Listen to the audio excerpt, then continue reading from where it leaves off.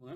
E, em grande medida, né, para ter a Revolução Russa, a Revolução Chinesa, a China ela vai se impondo nesse meio, né? A China ela se encontraria aí é uma definição que os próprios chineses têm, que eu tenho muita simpatia por essa definição de que, olha, o socialismo para a gente aqui durante muito tempo, é criar uma base material, né? Uma base material para que possamos, vamos dizer assim, dar condições dignas de vida para 1,4 bilhão de habitantes. Ou seja, o socialismo para nós chineses, isso é eles falando, tá? É uma sociedade que ainda está em sua fase inicial, ou seja, o socialismo, nesse aspecto, concordo com os chineses, né? Vamos pegar aqui um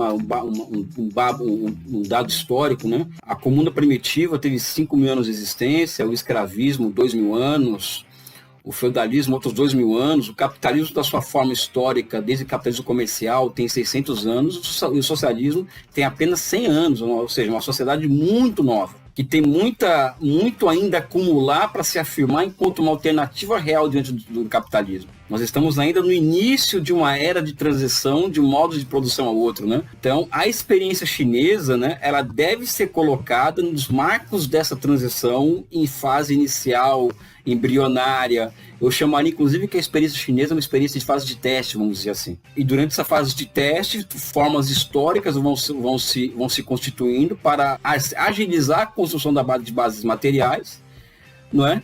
E conseguir muitos feitos, né? Porque na medida em que se coloca a ciência a serviço da sociedade e a ciência se transforma em instrumento de governo, como é na China, dá para se alcançar feitos incríveis. Em 70 anos, a China deixou de ser o país mais pobre do mundo para ser o segundo país mais rico, né?